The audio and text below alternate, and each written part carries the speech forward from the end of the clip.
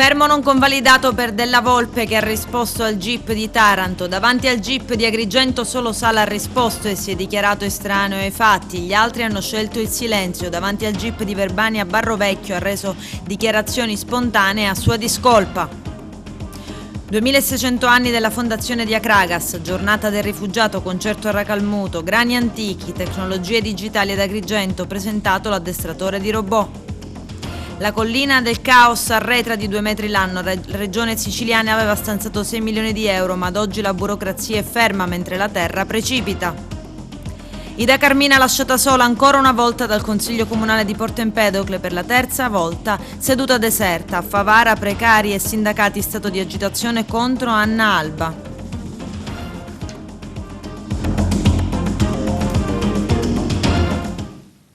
Bentrovati gentili telespettatori al nostro appuntamento con l'informazione. Al Consorzio Universitario di Agrigento una giornata di studi sui 2600 anni della fondazione di Acragas, il servizio del nostro direttore Arturo Cantella.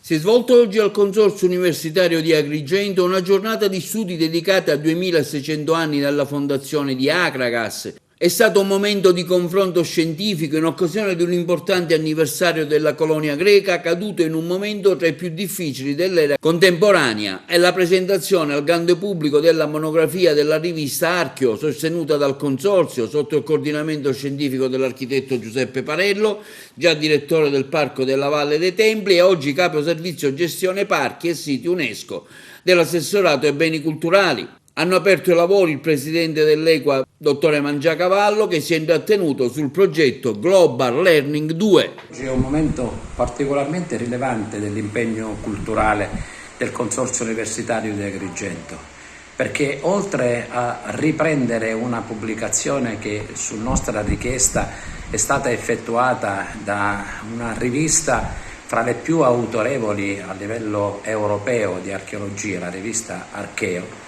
mette insieme oggi i più autorevoli rappresentanti dello studio dell'archeologia nazionale. Non solo, ma rappresenta un momento significativo del progetto Global Learning 2 del quale più volte abbiamo parlato. C'è da sottolineare che il convegno di oggi ha rappresentato l'ulteriore opportuna occasione per rilanciare, insieme ad altre autorevoli istituzioni della città e della provincia, la proposta di ricandidare Agrigento come capitale italiana della cultura. È stata ribadita dagli autorevoli studiosi che sono intervenuti oggi l'importanza non solo archeologica ma anche turistica, paesaggistica, culturale di questa meravigliosa città che non a caso Pindaro aveva definito la più bella città dei mortali. È stato condiviso l'impegno di portare avanti questa candidatura, oggi devo dire più motivatamente, e ci auguriamo che questo percorso, che oggi è solo culturale, domani possa concretamente trasformarsi in un nuovo percorso turistico, economico, sociale e riprendere quella occasione del Grand Tour che alla fine del Settecento ha portato ad Agrigento e non solo ad Agrigento gli intellettuali mitteleuropei, e dai viaggi di costoro nacque il neoclassicismo. Speriamo che oggi al posto del neoclassicismo possa derivarne il rilancio doveroso per un posto fra i più belli del Mediterraneo e per una cultura che sicuramente non è seconda a nessun'altra cultura. Il giudice per le indagini preliminari del Tribunale di Taranto, Rita Romano, non ha convalidato il provvedimento di fermo emesso lo scorso 23 giugno ed eseguito a Taranto e ha restituito la libertà al commercialista di Agrigento Igino Della Volpe, 63 anni, indagato nell'ambito dell'inchiesta Waterloo a carico di Girgenti Acque. Il giudice non ha ritenuto ricorrente il pericolo di fuga e di inquinamento delle prove, trattandosi peraltro di ipotesi di reato risalenti nel tempo. Della Volpe, ascoltato in videoconferenza, ha affermato di non essere stato parte di alcuna associazione a delinquere e di aver spesso criticato le modalità di gestione della società Girgenti Acque. Il commercialista è difeso dall'avvocato Daniela Posante. Quello di Della Volpe è il primo responso dopo il fermo degli scorsi giorni. Ieri tutti gli indagati sono comparsi per l'udienza di convalida. Quasi tutti hanno scelto la strategia del silenzio e di avvalersi della facoltà di non rispondere. Entro oggi il GIP Francesco Provenzano si pronuncerà sulla convalida del fermo, sull'applicazione o meno di eventuali misure cautelari. Le persone fermate sono Marco Campione, presidente di Girgenti Acque, Pietro Arnone, presidente di Idrotecnica, Calogero Patti, dipendente di Girgenti Acque, Gino Della Volpe, già membro del CDA di Girgenti Acque, Angelo Pietro Cutaia, direttore amministrativo, Gian Domenico Ponzo, direttore generale di Girgenti Acque, Francesco Barrovecchio, responsabile tecno di Idrotecnica, Calogero Sala, direttore tecnico e di produzione di Girgenti Acque. Proprio Sala è stato l'unico degli indagati a rispondere alle domande del GIP Provenzano, dichiarandosi estraneo ai fatti e di non far parte di alcuna associazione a delinquere. Della Volpe ha risposto al GIP di Taranto e Francesco Barrovecchio non ha risposto al GIP di Verbania, ma ha reso dichiarazioni spontanee a discolpa. Ennesimo crollo della collina del caos, famosa perché lì sorge la casa natale del premio Nobel Luigi Pirandello, ma a rischio è anche la strada statale 640 che collega Porto Empedocle ad Agrigento, lo denuncia l'associazione ambientalista Maria Amico. Vediamo. L'erosione costiera rappresenta un vero disastro per le coste italiane e siciliane in particolare. Tutti ricorderanno quello che è accaduto ad Eracleamino allorquando è sparita una spiaggia negli scorsi anni, ma anche ad Agrigento l'erosione costiera ha fatto dei danni. Basta ricordare che il 44% delle nostre coste agrigentine sono inibite alla balneazione per colpa dell'erosione costiera. In particolare la collina del caos, quella vicino alla casa natale di Luigi Pirandello, sta venendo giù ad una velocità, dice l'ANAS, di 2 metri l'anno. Stanno venendo giù delle case che sono nelle vicinanze, ma soprattutto rischia di venire giù la strada statale 640, che è l'unica strada che permette il trasporto dei camion che arrivano a Porto Empedocle fino al centro della Sicilia, quindi a Caltanissetta. Questo arretramento, come dicevo, ha una velocità di 2 metri l'anno e nella zona di maggiore profondità dista meno di 10 metri dalla strada statale. Ma ci sono le case, ci sono delle ville, ci sono dei terrazzamenti che già sono venuti giù. La Regione Sicilia, quando noi abbiamo lanciato l'allarme, ha stanziato 6 milioni di euro per studiare questo fenomeno. In effetti lo sta studiando, ma nulla ad oggi è stato posto in essere per cercare di frenare questo fenomeno e le frane continuano ad arrivare in spiaggia. Negli scorsi giorni una grossa frana si è staccata da questa falesia ed è venuta giù in spiaggia. Per fortuna questa spiaggia è inibita alla balneazione e quindi non ha fatto danno. Noi non facciamo altro che tenere alta l'attenzione affinché la Regione Sicilia, il Genio Civile e l'ANAS facciano qualcosa per salvare il salvabile. Si scaglia contro i carabinieri del nucleo radiomobile di Licata, intervenuti per soccorrerlo dopo un incidente avvenuto a Ravanuso. Un 36enne bracciante agricolo originario della Romania ma residente a Canicattì è stato arrestato dai militari con l'accusa di violenza, minaccia, resistenza e oltraggio a pubblico ufficiale. Alla vista dei carabinieri, il conducente, che formalmente non ha riportato evidenti ferite, ha iniziato a inveire contro i militari che stavano procedendo ai relativi controlli. I carabinieri hanno dovuto faticare non poco per avere la situazione sotto controllo. L'uomo, rifiutando ogni forma di collaborazione, ha cominciato ad aggredire anche fisicamente i militari dell'Arma nel tentativo di darsi alla fuga, colpendoli violentemente con calci e pugni. Alla fine gli operanti sono riusciti a riportare la calma. L'uomo è stato trasportato con un'autoambulanza all'ospedale di Canicattì, dove però rifiutava di sottoporsi alle cure mediche. Su disposizione della Procura della Repubblica di Agrigento, l'uomo veniva accompagnato nella propria abitazione e sottoposto agli arresti domiciliari in attesa della celebrazione del rito direttissimo. I militari hanno riportato escoriazioni e contusioni al corpo, ottenendo 10-12 giorni di prognosi.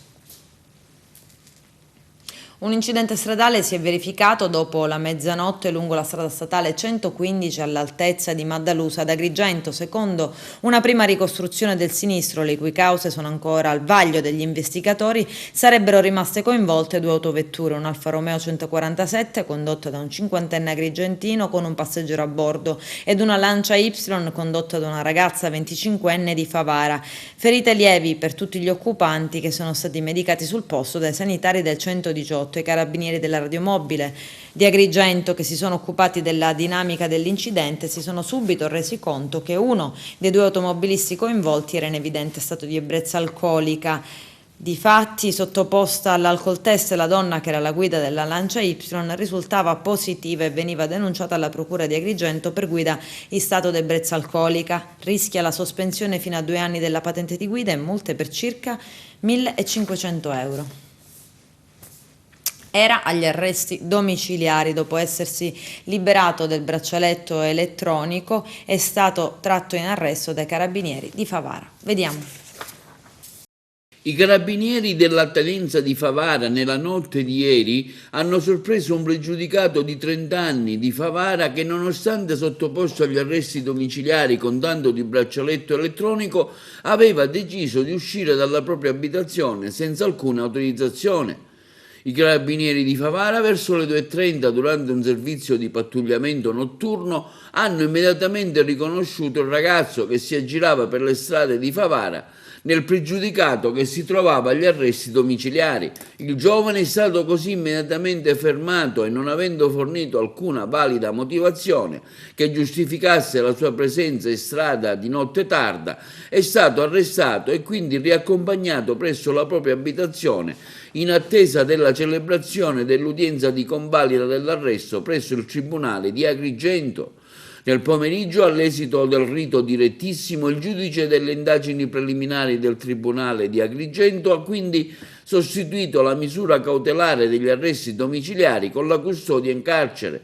I carabinieri della tenenza di Favara, ricevuto il provvedimento, hanno quindi accompagnato l'uomo presso la casa circondariale di Petrusa ad Agrigento, ove resterà fino a disposizione dell'autorità giudiziaria. L'uomo si trovava agli arresti domiciliari in quanto coinvolto a suo tempo in un furto in abitazione ai danni di una villetta nella località balneare di San Leone, verificatosi lo scorso mese di maggio. Confermato il 41 bis al giovane boss di Ciaculli, Leonardo Greco, 31 anni, finito in carcere con l'operazione Nuova Cupola 2.0, con la quale i carabinieri avevano sventato il tentativo di ricostituire la commissione provinciale di Cosa Nostra nel 2018. C'è il servizio. Il 41 bis sta stretto al giovane boss di Ciaculli, Leandro Greco, 31 anni, nipote del cosiddetto papa di Cosa Nostra, Michele, finito in carcere con l'operazione Cupola 2.0, con la quale i carabinieri avevano sventato il tentativo di ricostituire la commissione provinciale di Cosa Nostra nel 2018. Il detenuto, che è stato condannato in primo grado a 12 anni con il rito abbreviato assieme ad altri 45 imputati, aveva infatti presentato un reclamo contro l'applicazione del carcere duro, una richiesta rigettata prima dal Tribunale di Sorveglianza di Roma e ora in via definitiva anche dalla 7ª sezione della Cassazione. Leandro Greco è un giovane con la testa di vecchio, come emergeva dalle intercettazioni dell'inchiesta, che avrebbe partecipato all'importante summit del 29 maggio del 2018 assieme ad altri boss, finalizzato proprio alla ricostituzione della cupola dopo la morte di Totò Riina, che l'aveva presieduta per oltre un quarto di secolo. È una bella cosa, molto seria, molto con bella gente, grande. Gente dei paesi, gente vecchi, gente lunedì. Un bello discorso. È regola. Si è parlato solo di regole oggi. Ognuno si piglia la responsabilità di sua e quando sbagliano si deve fare. Ognuno di voi. E ne rispondete noi stata politica. Se decidiamo noi stessi di mettere fuori uno, che d'insanno anzi, o mettete fuori all'istante. Ma può essere tuo fratello, tuo cognato, tuo cugino, sono regole ferree. Il ministro della giustizia aveva deciso di sottoporre Greco al 41 bis il 2 maggio del 2019 e ora la Suprema Corte, collegio presieduto da Enrico Giuseppe Sandrini, ha ritenuto che non ci siano gli elementi per attenuare il regime carcerario. Greco sarebbe infatti ancora perfettamente in grado di mantenere legami con l'organizzazione criminale, oltre ad essere una figura di riferimento in quanto capomandamento di Ciaculli. Il Tribunale di Sorveglianza di Roma aveva respinto il reclamo del detenuto, in particolare perché era segnalato come esponente di vertice dell'associazione mafiosa Cosa Nostra, affardata dal 2013, oltre che essere nipote dello storico boss Michele Greco, e anche perché fin dalla giovane età Greco si è rivelato un ambizioso e dinamico capomafia inserito nella commissione provinciale di Palermo. I giudici si sono soprattutto soffermati, come prevede la legge, sulla capacità potenziale di mantenere i contatti con l'esterno a Cosa Nostra. Greco, col suo ricorso, contestava proprio questa potenzialità e riteneva che non fossero stati presi in considerazione elementi a suo favore. Per la Corte, però, il suo reclamo è inammissibile. Valutazioni che sono state compiute sulla scorta delle informazioni trasmesse dagli organi investigativi sulla segnalazione del ruolo pregnante assunto dal detenuto nella consorteria d'appartenenza, anche grazie all'importante rete familistica da cui proviene, e sull'esame della situazione criminale del territorio di riferimento, da cui emerge la capacità del reclamante di mantenere inalterati i collegamenti con l'organizzazione criminale di appartenenza. Da qui la decisione di lasciare il boss di Ciaculli al 41 bis e di condannarlo a versare 3.000 euro cassa delle ammende. Covid, il punto settimanale con il commissario dell'ASP di Agrigento, Mario Zappia. Vediamo. Anche questa settimana il punto sulla situazione pandemica nella nostra provincia. Iniziamo come di consueto con il solito pachiderma che continua a scendere. Siamo al di sotto delle 300 persone positive, però anche questa settimana la discesa non è stata decisa. Addirittura dal 22 al 23 c'è stato un incremento e questo lo vedremo un po' come siamo distribuiti nella nostra regione, nella nostra provincia. Vedrete che non è in posizione molto ottimale. Comunque in ogni caso siamo al di sotto dei 300 positivi, quindi la presenza del virus continua a essere ridotta, a ridursi di settimana in settimana. Situazione postiletto. Situazione postiletto è molto incoraggiante perché sostanzialmente adesso solo Ribera ha dei malati, perché anche la medicina di Agrigento sta cercando di dimettere quelli che sono presenti e già rispetto a settimana scorsa si è ridotto il numero dei presenti in medicina, mentre in terapia intensiva non abbiamo nessuno. Quindi situazione dei ricoveri in ospedale, anche questa è positiva. Questo significa che il virus sta girando di meno, però se vedete fra un attimo la condizione rispetto alle altre province siciliane, noi non siamo nella zona rossa, perché abbiamo Enna che è fuori scala perché ha avuto un'impennata nell'ultima settimana, e poi Agrigento che figura nella zona rossa perché abbiamo un incremento percentuale dei casi nella settimana che è stato molto alto, e l'incidenza chiaramente aumentando questi dati, questo numero di positivi continua a mantenersi anche questa alta. Per completezza vi dico che alcune di queste giornate noi siamo stati al primo posto in Sicilia come numero di positivi. Ovviamente questo non è un bel primato, però questo significa che non tante misure di prevenzione le stiamo riuscendo a mantenere. Passiamo subito ai numeri dei vaccini. Io vorrei farvi vedere come a seguito della questione AstraZeneca la fornitura di vaccini che vengono consegnati a tutte le regioni e quindi poi anche alla nostra provincia ovviamente è diminuita, per cui quei numeri 4.500-5.000 che abbiamo visto alcune settimane fa non possono più esserci, perché ci stiamo affidando sostanzialmente solamente a Pfizer e Moderna, con qualche Johnson & Johnson che viene ancora distribuito. Abbiamo degli Astra che servono per la seconda dose. Io continuo a ribadire che tutti i vaccini sono sicuri, però è chiaro che la tendenza oramai scientifica nazionale e internazionale ci sta spingendo verso tutti i vaccini mRNA, che quindi sono il nostro Pfizer e il Moderna. Il nostro governo e quindi la nostra regione si sta preoccupando di fornire a tutte le province delle dosi congrue per poter essere inoculate.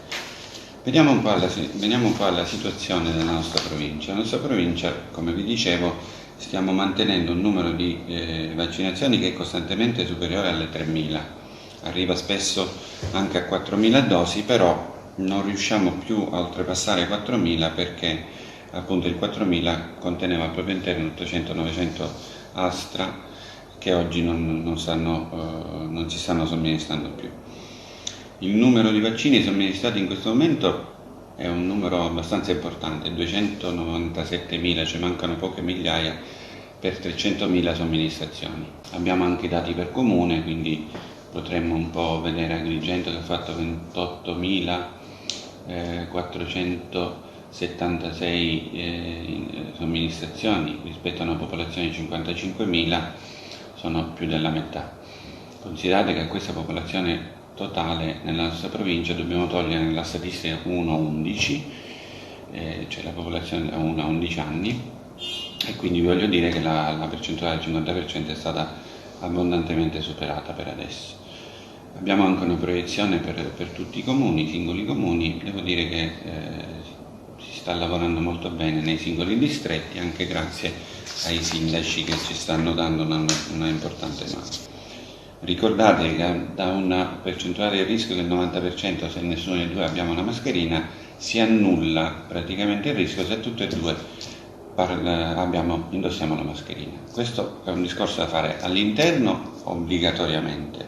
Per tanti motivi che vi ho raccontato, vi ho fatto vedere anche la propagazione del virus nei vari ambienti, ambiente chiuso, persone con mascherina e senza mascherina, quale probabilità c'è di infettarsi. Oggi noi abbiamo una paura importante che è quella della variante Delta. Anche nella nostra provincia purtroppo abbiamo un paio di casi, una a Sciacca e un altro a Casteltermini, una nostra conterranea che era stata in Inghilterra e invece un immigrato che invece lavora qui da noi, e quindi ora non dobbiamo aver paura di questa variante inglese perché le doppie dosi ti proteggono, già una dose riesce a garantirti perlomeno di non ammalarti e di non prendere patologie gravi, quindi magari ti viene una leggera febbre, la tosse, con le doppie dosi ti proteggi dalle malattie. Il presidente della regione, Nello Musumeci, ha appena lanciato l'avviso pubblico esplorativo rivolto ai privati che scade a settembre per l'installazione di 2 termoutilizzatori dei rifiuti non differenziabili e quindi altrimenti destinati in discarica tra la Sicilia orientale e occidentale. Le ipotesi delle location in cui sarebbe stato progettato l'insediamento della struttura, cioè un mangiarifiuti produttivo di calore ed energia e strumento per spazzare l'oligopolio e l'utilizzo delle discariche, sarebbero Bellolampo a Palermo e poi l'ipotesi della provincia di Caltanissetta. Questo pomeriggio si è consumata una pagina nera della storia del Consiglio Comunale di Porto Empedocle. Le parole di Ida Carmina pronunciate ieri sera sanciscono la rottura tra lei e i consiglieri comunali. Infatti ieri pomeriggio il Consiglio Comunale per la terza volta consecutiva non ha raggiunto il quorum per essere celebrato.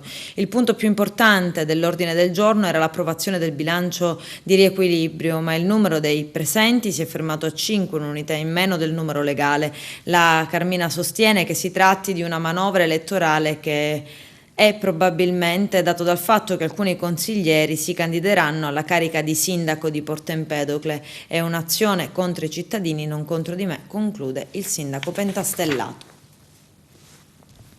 Il personale precario del comune di Favara pronto allo sciopero, a dare mandato ai sindacati di procedere con la proclamazione di questa o altre iniziative di protesta che si possano ritenere utili nelle prossime settimane sono stati i lavoratori a tempo determinato dell'ente che ieri mattina hanno dato vita a un'assemblea in piazza Cavour alla presenza dei rappresentanti delle sigle sindacali. Una decisione, quella presa dai dipendenti comunali, che arriva dopo l'ennesimo impegno disatteso da parte dell'amministrazione comunale rispetto concerto e alla predisposizione degli atti necessari alla stabilizzazione. Nelle scorse settimane, dopo la proclamazione dello stato di agitazione, l'amministrazione aveva annunciato che sarebbe stato costituito un tavolo permanente per affrontare la tematica, ma anche in tal senso non sono seguiti atti concreti, un ritardo che adesso preoccupa, stante che per la normativa c'è tempo solo a fine dicembre per concludere l'iter. In occasione della giornata mondiale del rifugiato, l'Associazione Aquarinto organizza un concerto al Teatro Regina Margherita di Racalmuto per celebrare il centenario del tenore recalmutese Luigi Infantino. Arturo Cantella. In occasione del centenario della nascita del tenore racalmutese Luigi Infantino è stata inaugurata la mostra permanente dedicata alla carriera del tenore. L'iniziativa, voluta dall'assessore comunale di Racalmuto Enzo Sardo, è stata sponsorizzata dal SIA, Sistema Accoglienza e Integrazione del Ministero dell'Interno, e dall'Associazione Aquarinto di Racalmuto nell'ambito delle iniziative collaterali che i vari centri stanno realizzando in occasione della Giornata Mondiale del Rifugiato 2021. Presenti all'evento la moglie del tenore Nicolò Infantino e la figlia Maria Elena. Aquarinto con il comune di Racalmuto ha ritenuto opportuno sponsorizzare questa mostra di questo figlio di questo paese, un gigante della musica italiana che si è esibito lungo tutto l'arco dello scorso secolo nei maggiori teatri del mondo. Una figura che in realtà noi conoscevamo molto poco e questa mostra ci dà l'opportunità a noi di approfondire e conoscere meglio questo straordinario personaggio e cantante. Cosa c'entra il richiedente asilo e il rifugiato con una mostra di un tenore?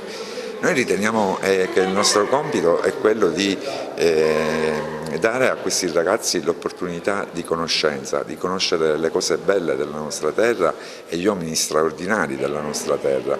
I ragazzi hanno partecipato alla costruzione di questa mostra sin dalla sua nascita, collaborando operativamente e logisticamente anche proprio nell'allestimento appunto della mostra. Ora parteciperanno al concerto e sentiranno la straordinaria voce del tenore Salvaggio che ripercorrerà alcuni brani più celebri del tenore Luigi Infantino. Dunque educare al bello significa creare dei nuovi cittadini che conoscano le tradizioni e i personaggi più illustri di questa terra, e per noi è stato un onore dare un sostegno alla mostra di questo gigante della musica italiana. E ho l'onore e la gioia di essere la moglie di Luigi Infantino, questo grande artista che ha trionfato sul mondo con la sua lirica, con la sua voce, uscendo da Racalmuto e portando Racalmuto nel mondo. Le piace questo evento, questo fatto che Racalmuto ricordi suo marito? Ma lo sto aspettando da 25 anni questo e per me è solo una gioia, perché le cose che sono fatte in Racalmuto sono fatte con amore e sono molto grata al motore di questo intervento, che è Enzo Sardo, l'assessore della cultura, e anche il sindaco Vincenzo Maniglia, e con il loro appoggio, il loro amore e passione è stato possibile organizzarlo. È un'emozione, è un momento storico e è incredibile farne parte, perché uno quasi non può credere di far parte di un momento così importante della storia, non solo di Racalmuto ma del mondo in verità.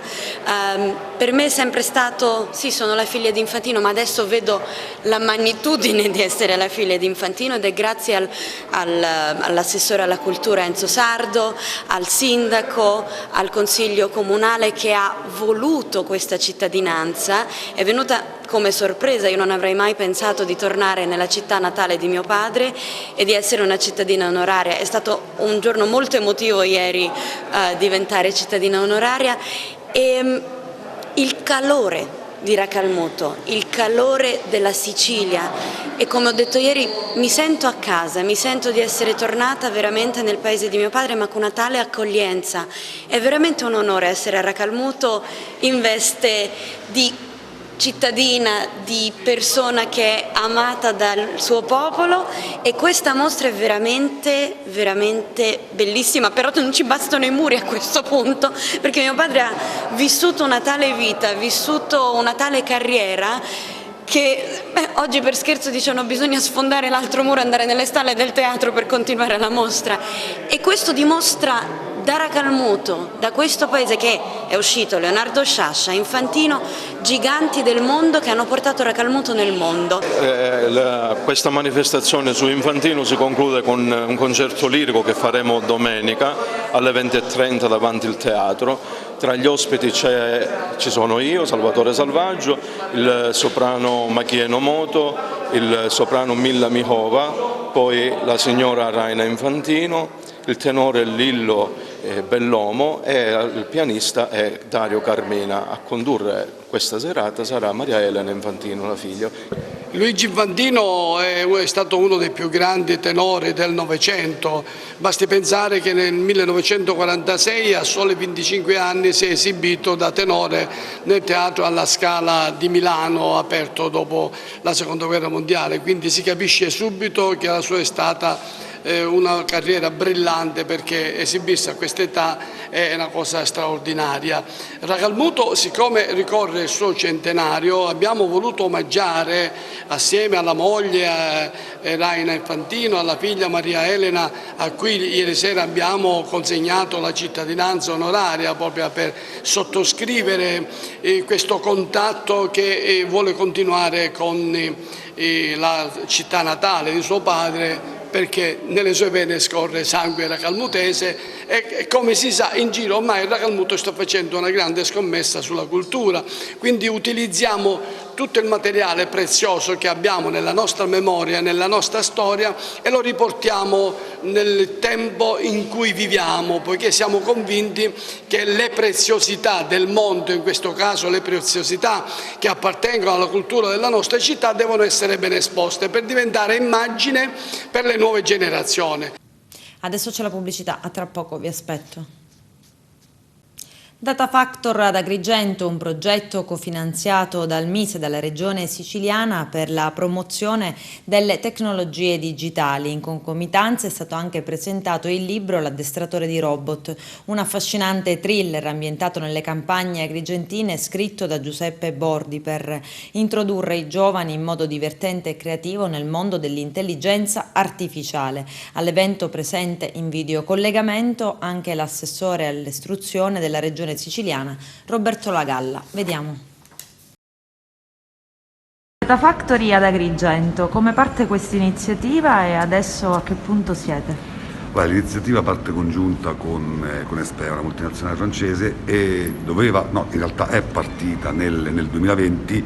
È chiaro che la pandemia ha rallentato un po' tutte le attività, anche perché gli spostamenti erano quelli che erano, e quindi per noi che comunque veniamo da Roma era un po' difficile creare la sede, anche se poi l'abbiamo fatta, la nuova partirà fra pochissimo. Le attività sono partite, però diciamo che abbiamo ridato impulso proprio in concomitanza con l'uscita del libro, che è comunque parte integrante del progetto, perché il progetto è ispirato ai giovani, quindi dare la possibilità di trovare un lavoro, un futuro lavorativo nella propria regione. E quindi il libro racconta la storia di due mondi che possono sembrare assolutamente distanti, che è la parte ICT, quindi la parte Information Technology con l'agricoltura, e di questi due ragazzi che invece, mettendosi insieme, riescono a creare un qualcosa che poi possa diventare un'eccellenza.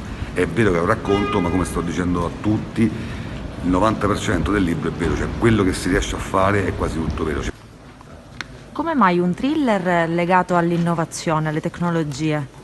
Beh, un pochino già si presta di per sé il thriller e la tecnologia, ci sono già stati fatti tanti libri, tanti film, e poi mi piaceva trattare un argomento che comunque non è di facile comprensione, perché poi nel libro ci sono anche dettagli tecnici sull'intelligenza artificiale, però farlo in maniera tale che appassionasse il lettore, e quindi comunque un thriller già di per sé tende ad appassionare il lettore, proprio perché il thriller ti lascia quell'attesa, quella sospensione di un evento, di un fatto che dovrà accadere, e quindi tutto si svolge finché non arriva poi questo evento, e quindi lasciando in sospeso proprio il lettore che ha voglia di continuare a girare pagina, quindi appassionarlo per potergli spiegare anche argomenti che magari sarebbero rimasti un po' più complicati da spiegare se avessi scritto un saggio. C'è un po' di Sicilia nel suo libro? Tanta, c'è tanta Sicilia, perché io non conoscevo Agrigento, devo dire ho iniziato a conoscerlo con il primo libro, perché questo è il secondo libro. Il primo è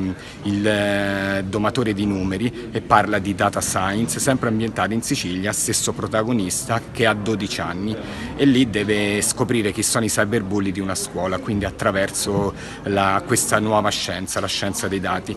E lì ho cominciato a conoscere Agrigento, la Valle dei Templi, mi sono fatto proprio i miei percorsi tramite Google, e quindi sono entrato con i satelliti a vedere Agrigento e devo dire mi sono innamorato. Poi sono venuto a visitarla di persona e ci sono rimasto proprio con il cuore. Devo dire che a quel punto è diventato più facile. Poi sono andato un po' nelle campagne, ho cercato di vedere, ecco, la Ciavolotta, la Valparadiso, anche per trovare i luoghi adatti dove ambientare il libro. Ho conosciuto la storia, quindi anche tutta la storia delle solfatare, i Carusi, e da lì il libro un pochino è nato da solo dentro la mia testa. Commentare ulteriormente ancora una volta, dopo aver svolto una breve prefazione al testo di cui oggi si parla, mi rivolgo a voi, dicevo, per dare qualche piccola notazione su questo libro, su questo testo, L'addestratore di robot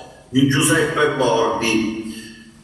Un testo che è già di per sé originale, ma non poteva scegliere momento più opportuno dal punto di vista degli eventi che quello della pandemia e della ripresa che alla pandemia segue, nel senso che la tecnologia informatica, la cosiddetta transizione digitale, la valorizzazione della cultura digitale diventa nel piano nazionale di ripresa e resilienza uno dei contrafforti fondamentali della azione, delle iniziative di ritorno ad una auspicata normalità. Il Lions Club Valle dei Templi organizza un convegno sui grani antichi siciliani. Arturo Cantella. Si è svolto presso Casa San Filippo, sede del Parco della Valle dei Templi, l'evento sul tema grani antichi siciliani, mito, attualità e futuro, il primo evento dal vivo post pandemia. Un convegno organizzato dal Lions Club Agrigento Valle dei Templi, diretto dalla presidente Mariella Antinoro, con il patrocinio del parco che da anni porta avanti una politica sulle biodiversità. Tra gli interventi qualificati quello di Valentina Camineci, archeologa, Calogero Laimo di Loro agronomo, Alfio Spina, ricercatore CREA, Serena Castronovo, biologa nutrizionista, Raimondo Collura per grani antichi sicani, Giuseppe Licata, cerericoltore, Fabio Gulotta, ristoratore, Salvatore Ciulla, presidente Associazione Sicilia Bio, e Diana Mangione, presidente dell'Ordine degli Agronomi di Agrigento. Quindi, a conclusione dell'evento, gli interventi leonistici di Francesco Pira, vicepresidente Sosan Lions, e di Emanuele Farrugia, presidente Zona 26.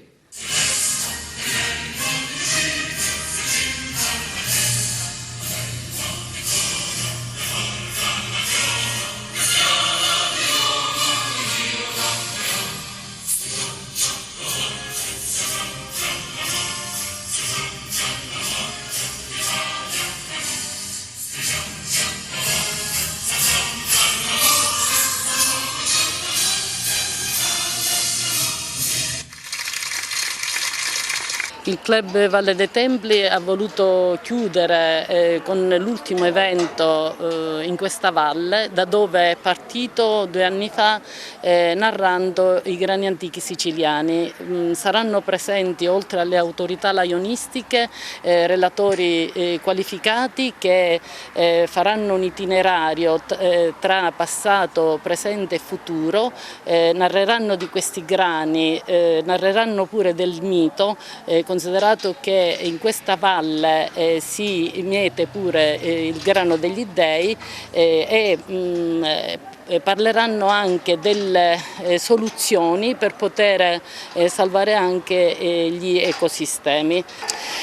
Abbiamo aperto alla valle 2 anni fa donando 2 cursori per non vedenti ed ipovedenti. Uno l'abbiamo posto ai piedi del Dioscuri e narra delle bellezze del Dioscuri, e un altro lo abbiamo donato al meraviglioso giardino della Colimpetra, in maniera tale che i non vedenti possano assaporare, possano gustare le bellezze di questi monumenti.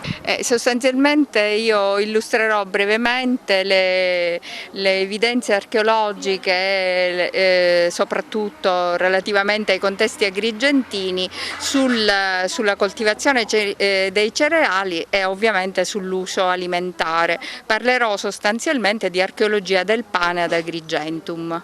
È importante perché la valle intanto sta investendo tantissimo sulla biodiversità, non ultimo la realizzazione di campi di conservazione dei semi di grani antichi.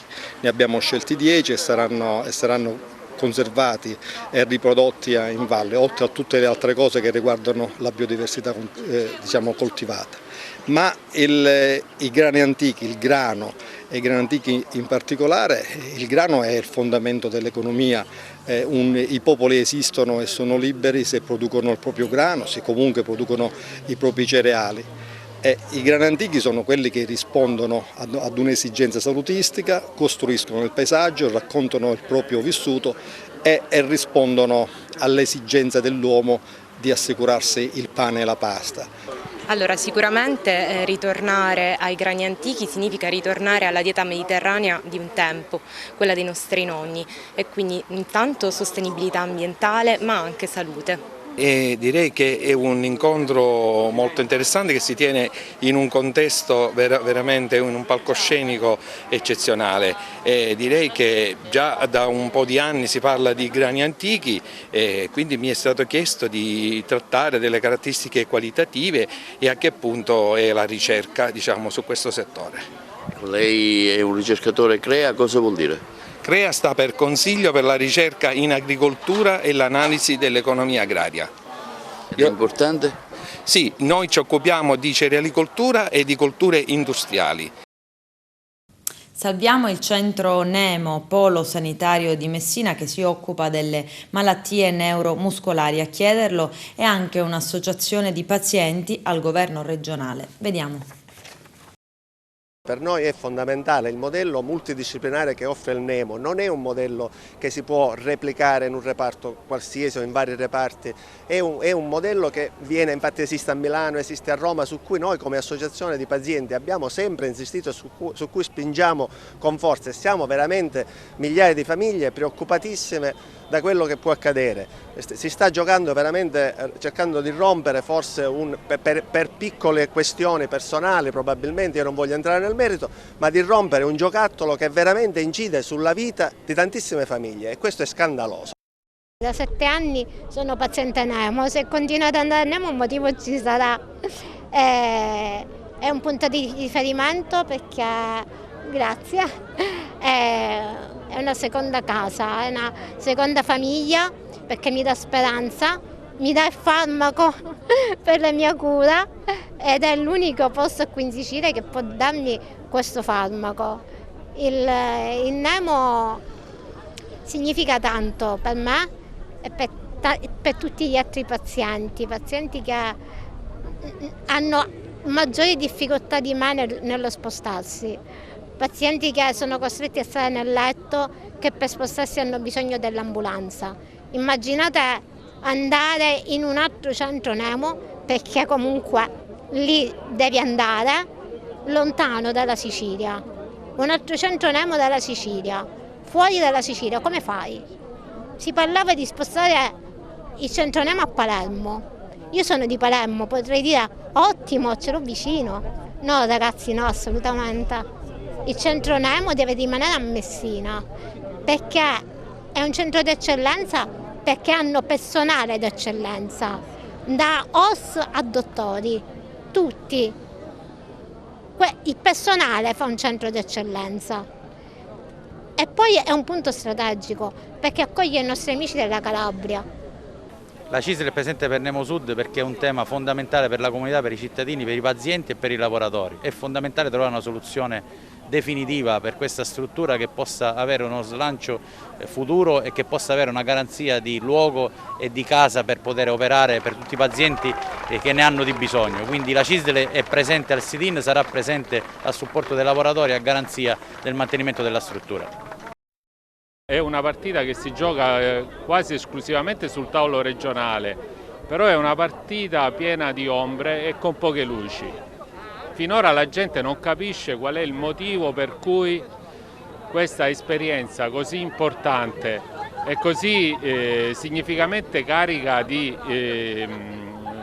contenuti umani debba scomparire, perché la cosa più probabile in questo momento è che il progetto Nemo vada a emigrare fuori dal territorio messinese. È l'ennesima sconfitta per la città di Messina, è l'ennesima sconfitta e dimostrazione che questo governo palermocentrico e cataniacentrico del presidente Musumeci con Messina la sta distruggendo totalmente. Con questo è tutto, termina qui l'edizione del telegiornale. Grazie per la gentile attenzione, per essere stati con noi e buon weekend, a presto.